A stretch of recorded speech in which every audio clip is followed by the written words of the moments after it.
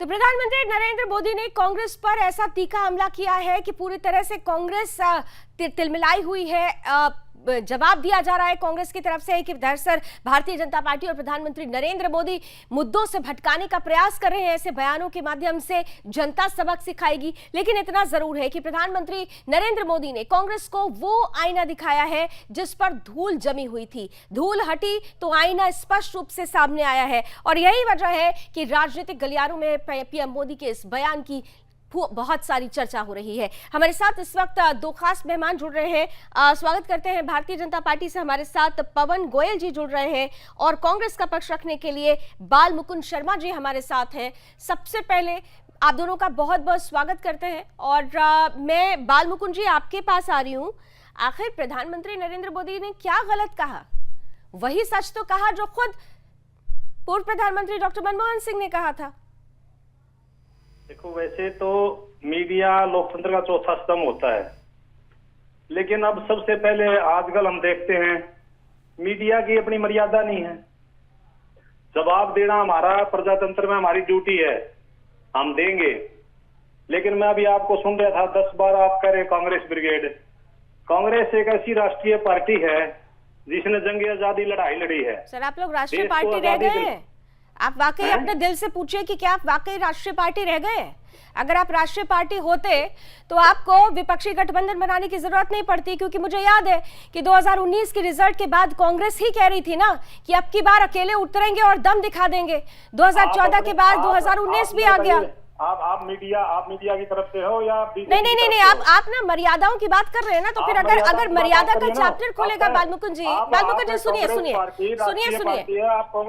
बाल मुकुंद जी, अगर इतिहास के पन्ने खुलेंगे ना, इतिहास के पन्ने खुलेंगे तो कांग्रेस की बहुत सारी मर्यादाएं तार-तार हो जाएंगी। कैसे कैसे बयान दिए गए, क्या क्या कहा गया, देश के प्रधानमंत्री को क्या क्या कहा गया, पाकिस्तान में बैठकर देश की सरकार के लिए, लोकतंत्र के लिए क्या कहा गया, सब पता है। आप मेरे सीधे से प्रश्न का जवाब दीजिए ना। कांग्रेस पार्टी का सम्मान करो ना। आप मेरे प्रश्न का जवाब दे दीजिए कि ऐसा प्रधानमंत्री ने क्या गलत कहा जिससे आप लोग इतना नाराज हो गए और कह रहे हैं कि मुद्दों से भटका रहे हैं? कब गया मनमोहन सिंह जी ने? आप बताइए। अगर मनमोहन सिंह जी ने ये मुसलमान शब्द का प्रयोग किया हो तो मैं कांग्रेस पार्टी की तरफ से आप जो सजा दे हम मानेंगे।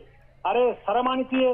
अल्पसंख्यक शब्द का प्रयोग किया गया और आप उसको मुसलमान से जोड़ते हो क्योंकि आपको वोट लेने हिंदू के अल्पसंख्यक पे, क्योंकि मनमोहन सिंह जी खुद अल्पसंख्यक समुदाय से आते हैं। उन्होंने अल्पसंख्यकों की बात की, अपने समुदाय की बात की।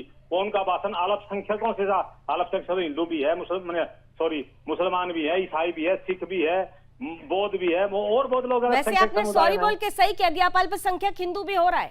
8 राज्य ऐसे, आपको तो पता भी नहीं होगा कि 8 राज्य ऐसे हैं, नवा जुड़ने वाला है जहाँ पे हिंदू अल्पसंख्यक हो गया। आप अपनी बात सही कह रहे थे, सॉरी मत कहिए, सच यही है, सही यही है कि हिंदू भी अल्पसंख्यक हो गया है देश में। बहरहाल पवन गोयल साहब, ठीक है बाल मुकुंद जी, ठीक है, आ रही है आपके पास, ठीक है। आप लोग मीडिया को सबक देते रहे, मीडिया की मर्यादाएं समझाते रहे, लेकिन जनता ने कांग्रेस को भी सबक दिया। अब कांग्रेस की मर्यादा पर भी बात करेगी जनता। बहरहाल पवन गोयल साहब, आपके पास आ रही हूं। देखिए, मुद्दा सीधा सीधा था। प्रधानमंत्री नरेंद्र मोदी इस बार आक्रामक अंदाज में नजर आए हैं। उन्होंने वो आईना दिखाया है जिस पर धूल पड़ी हुई थी। आज जब आईना साफ हुआ तो देखिए कि कैसी रिएक्शंस आ रहे हैं। वो कह रहे हैं कि ऐसा कुछ कहा भी नहीं गया, जबकि ये सामने दर्ज है, ये पब्लिक प्लेटफॉर्म पर है कि क्या कहा गया। पवन जी, कांग्रेस के लिए वो इनके मैनिफेस्टो में लिखा होता, पहली बात। दूसरी बात, पवन जी प्लीज अगर आप अपनी बात पुनः शुरू कर सकें, क्योंकि आपका ऑडियो शुरू में डिस्टर्ब हुआ था। जी। मैं ये बोल रहा हूँ कि जो प्रधानमंत्री जी ने कहा था वो बिल्कुल सही है, वो कांग्रेस के मैनिफेस्टो में लिखा हुआ। दूसरी बात, मनमोहन सिंह जी ने अल्पसंख्यकों के लिए, मुस्लिमों के लिए कहा था। मैं ये कुछ बातें कहकर, कुछ फैक्ट्स आपके सामने रखकर ये चीज को बिल्कुल क्लियर कर दूंगा कि हाँ, पुराने प्रधानमंत्रियों ने मुस्लिमों के हक के लिए बात की थी। एग्जाम्पल देके समझा रहा हूँ। क्या कभी किसी ने काशी कॉरिडोर की बात की थी कांग्रेस में? क्या कभी किसी ने अपने मैनिफेस्टो में, क्या किसी पॉलिटिकल पार्टी ने राम मंदिर की बात लिखी थी? क्या किसी ने कामाख्या कॉरिडोर की बात लिखी थी? क्या वृंदावन कॉरिडोर की बात लिखी थी? क्या केदारनाथ कॉरिडोर की बात लिखी थी? क्या कभी किसी ने सोचा था कि कुंभ के अंदर अगर यात्रा होती है, उसके अंदर 20-22 करोड़ लोग आते हैं भारत के, और उसके अंदर बार बार कैजुअलिटी हो जाती है? क्या कभी किसी ने सोचा था? क्या कभी सनातन पे कोई डिबेट होती थी? लेकिन सनातन के खिलाफ अगर टिप्पणी करनी हो तो राहुल गांधी जी बोलते हैं, मंदिर में जाते हैं और मंदिर में जाके छेड़छाड़ करते हैं। मल्लिकार्जुन खड़गे के बेटे सनातन और हिंदू धर्म के खिलाफ बोलते हैं, फिर भी ये लोग चुप रहते हैं। स्वामी प्रसाद मौर्य इनके अलायंस में थे अखिलेश यादव के साथ, तब ये चुप रहे। उसके बाद इन्होंने कब टिप्पणी सनातन धर्म के खिलाफ नहीं की। ये तो सीधा सीधा दिखाता है कि ये हिंदू धर्म और सनातन धर्म के खिलाफ है। दूसरी एक बात और, मैं शर्मा जी को चैनल पे चैलेंज करता हूं, चैनल पे, कि अभी भी काशी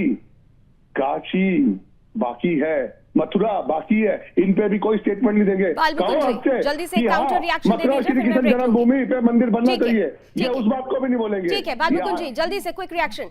ये जो राजनीतिक लोग हैं ना, इनको बात करनी चाहिए बेरोजगार पर, इनको बात करनी चाहिए सामाजिक सुरक्षा पर, इनको बात करनी चाहिए न्याय प्रणाली पर। मैं जवाब दूंगा इस पर भी, इनको मेरे इन सवालों का शर्मा जी जवाब दिए, मैं इन पर भी जवाब दूंगा।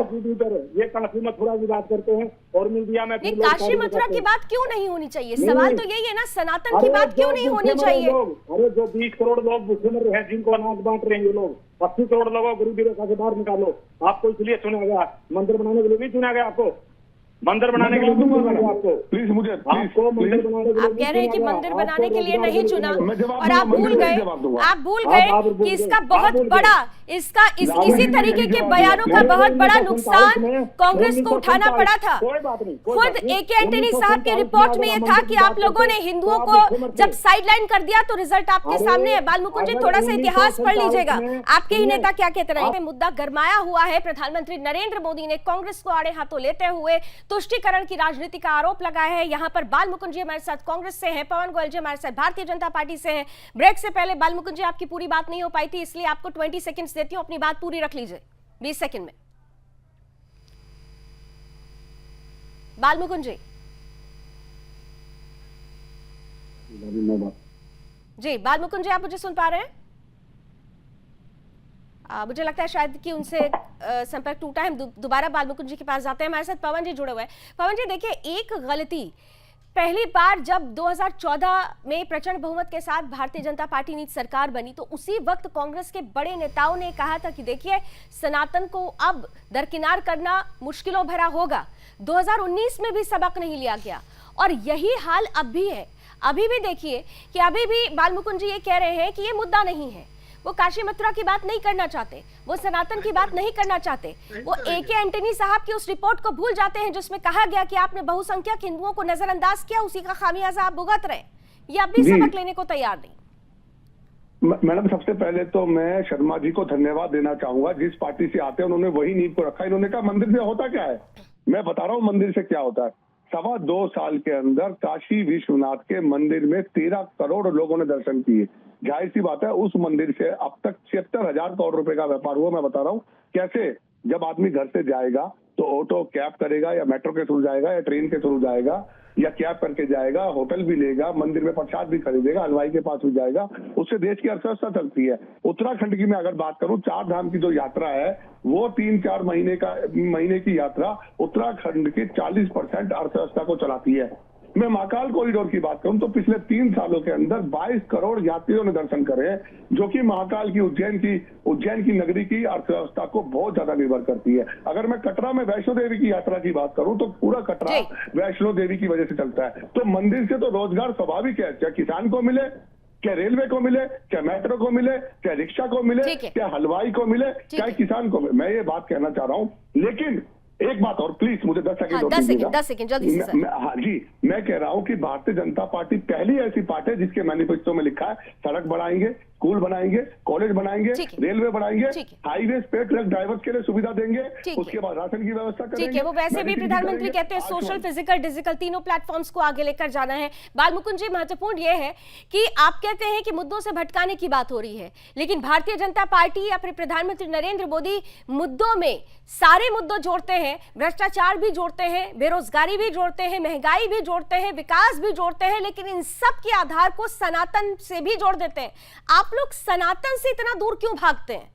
जब कभी भी क्यों ऐसी बातें आती हैं तो आप लोग सनातन, प्रभु श्री राम, अभी आपने कह दिया कि काशी और मथुरा में क्या वो हो जाएगा, इस तरह से क्यों आप लोग दूर भागते हैं? मैं आपसे एक बात पूछना चाहता हूँ। 1947 में जब देश आजाद हुआ, हम संविधान बनाने पर लग रहे थे, हम देश के लिए नया ढांचा खड़ा करने लग रहे थे, तब हम मंदिरों की बात करते। तो ये मेट्रो का किराया और ये टेम्पो का किराया जो ये श्रीमान जी बता रहे हैं, क्या संभव हो पाता? आजादी के बाद हमने देश में नया निर्माण शुरू किया, फिर हम हरित क्रांति लेके आए, फिर हम सफेद क्रांति लेके आए, फिर हम IT क्रांति लेके आए, फिर हम संचार क्रांति लेके आए, हमने परमाणु बम बनाए, हमने देश को उस समृद्धशाली और खुशहाली देश बनाया। ये तो संतों का काम है ना जी। मैं कहता हूँ सनातन का, मैं ब्राह्मण आदमी हूँ और हिंदू धर्म में आस्था क्या, हिंदू धर्म का एक अपना वो लेकर के चलता हूँ। अभी मैं अयोध्या होके आया हूँ और मैं सोचता हूँ हर महीने में अयोध्या भी जाऊँ, काशी मथुरा भी जाऊँ, गिरिराज की परिक्रमा करके आता हूँ। चलिए, अच्छा लग रहा है। बाल मुकुंद शर्मा जी तो हो आए हैं अयोध्या, अब इंतजार हो रहा है कि राहुल गांधी और प्रियंका गांधी कब जाएंगे। मेरी बात है ना जी।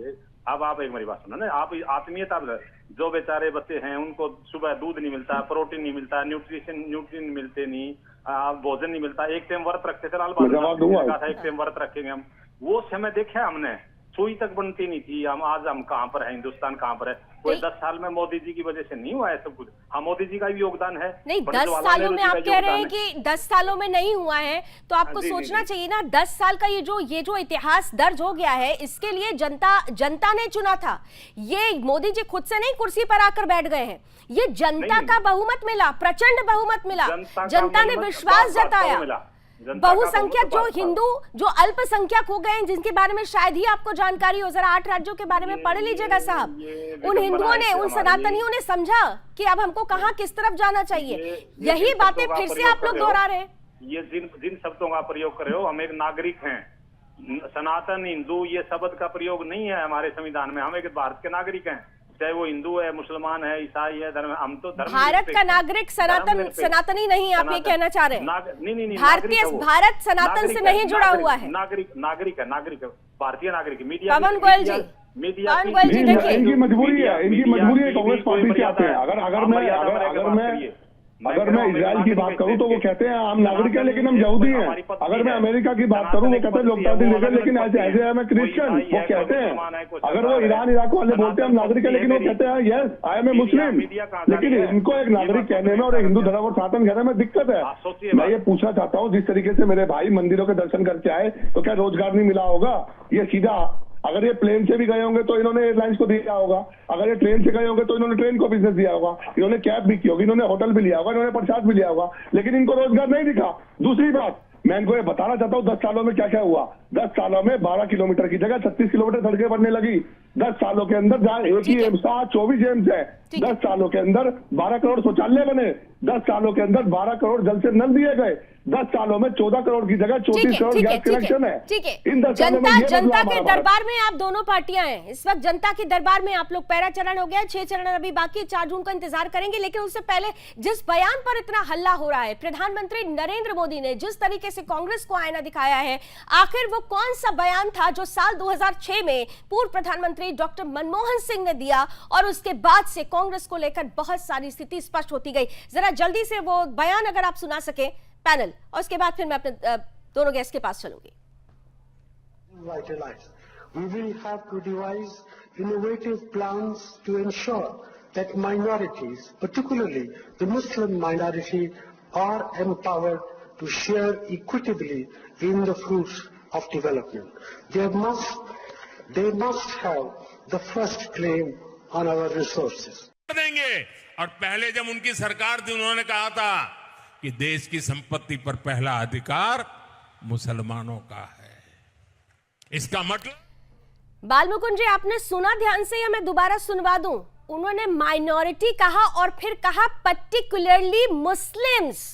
ये पर्टिकुलरली मुस्लिम कहने का क्या तात्पर्य है? अब जरा आप बता दीजिए।